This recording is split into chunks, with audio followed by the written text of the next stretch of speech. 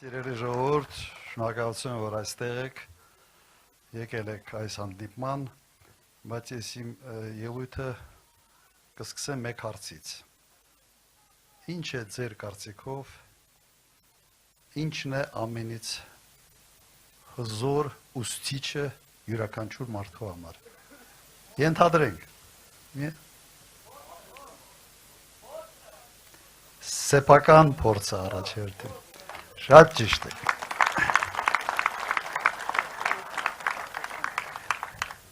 Երեխան 2-3 տարեկանից սկսում է սեփական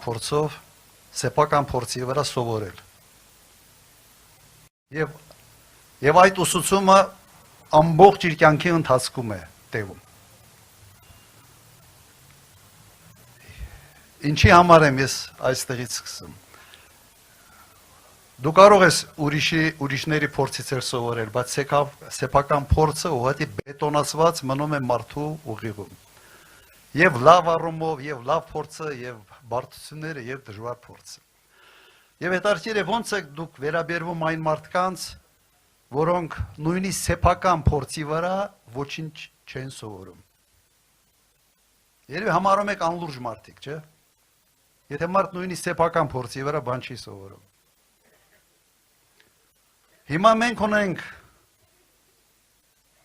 ունենք նաև մեր կոլեկտիվ փորձ, այսպես ասենք, որպես ժողովուրդ, հայ ժողովուրդ, մեր ընդհանրացված փորձը։ Եվ ունենք մի առաջնորդ այսօր, որը սեփական փորձի վրա ոչինչ չի սովորել։ 18-ից 20 թվականը լրիվ մեկ բան էր ասում, հրահրեց պատերազմ։ Պատերազմը սկսվեց, ասում էր, Գետաշենը վերցրինք, ամբողջը տվին, Ղարաբաղը տվին։ Պատերազմից հետո գնաց ստորագրեց Արցախը, Ղարաբաղը Ադրբեջանի կազմում կորցրեց Արցախը։ Զարմանալի բան է ինձ համար, ժողովուրդ ջան, ոնց կարող է մարդ այդ տարիքում սեփական փորձից ոչինչ չսովորել։ Հետո պատասխանը շատ պարզ մի պատասխան ուղղակի մտքիս եկավ, որովհետև իր սխալների գինը ինքը չի տվել։ Ժողովուրդ ջան, այդ սխալների գինը տվել է մեր ժողովուրդը։ 5000 երիտասարդի կյանքով, 12000 վիրավորվածի կյանքով, 150000 ունեզրկված մարդկանց տառապանքներով եւ կորցրած հսկայական հողերով։ Հիմա լավ, մեկ մարդը այդ փորձը այդպիսի մարդ է, նա սեփական փորձի վրա չսովորեց, որովհետև գինը ուրիշներն են տվել։ Ժողովուրդն է տվել այդ գինը։ Հիմա մեր ժողովուրդը այս փորձի վրա մի բան պիտի սովորենք, թե չպիտի սովորենք։ Եվ ամենից լավ դասը լինելու է հունիսի 7-ը։ Ամենից մեծ քննությունն է լինելու, մենք վերջապես որպես ժողովուրդ մեր փորձից եզրակացություններ անում ենք, թե ոչ, որ չի կարելի դատակախորձ մարդու առաջնորդ ընտրել, չի կարող սուտասանը երկիր ղեկավարել,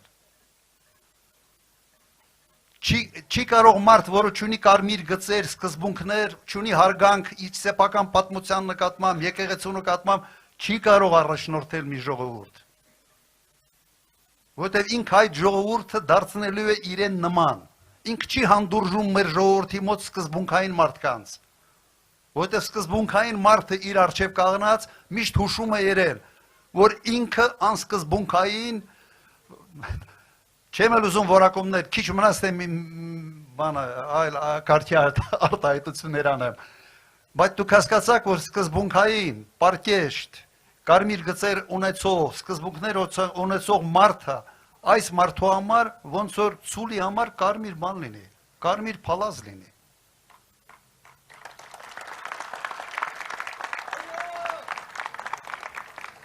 Սա է վիճակը եւ մենք սպասում ենք ձեր վճռականությանը։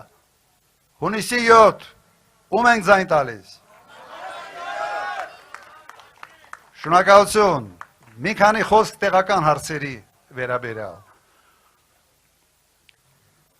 իդեպ շարունակեմ միգուցե նաև կապել այն ամեն ինչի հետ ինչ ասացի մինչև հիմա մեկ այլ արկածախնդրության մեջ ենք մտնում ակնհայտ բացահայտ փչացնում ենք հարաբերությունները Ռուսաստանի հետ եւ ընդհանրապես այդ ԵԱՏՄ-ի հետ հիմա մեկը նայեք ձեր շրջապատում թե քանի հոգի են իրենց ընտանիքի բարեկեցությունը ապահովում Ռուսաստանի հետ հարաբերությունների շնորհիվ ձեր օրինակ Մարտունուց քանի մարդ է աշխատում Ռուսաստանում շատ ճիշտ է հիմա ինչ հետևանքներ եք ունենալու դուք ինչ հետևանք է լինելու ձեզ համար եթե այդ հարաբերությունները փչացնեն եւ վերջապես համբերությունը ասենց համբերության բաժակը լցնի եւ Ռուսաստանը ունի կտրուկ որոշումներ ինչ եք անելու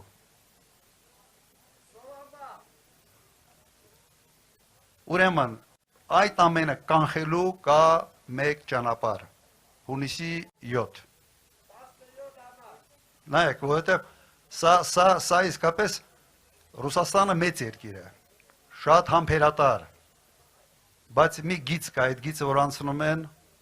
այլևս չի ներում եւ օրինակները բազմաթիվ են ուրեմն մեր քաղաքականությունը իմ մոտեցումը դաշինքի մոտեցումը հետեւյալն է մի սրի արհեստականորեն հարաբերությունները հզոր պետությունների հետ աշխարհակահաղական կենտրոնների հետ մի խցկվի դրանց հակասությունների մեջ ջարդվելու ես բան չշայելու ժողովուրդն է ջարդվելու եւ եւս որ երրորդ անգամ ժողովուրդը գինն է տալու առաջնորդի սխալների համար ես տեսնում եմ այս խնդիրը եւ տեսնում եմ որ ժամանակ շատ չունենք այս հարցին ստապ մոտենալու համար ուրեմն ժողովուրդ ջան եւս մեկ անգամ միասին կարող ենք թե չենք կարող ուրեմն միասին շնորհակալություն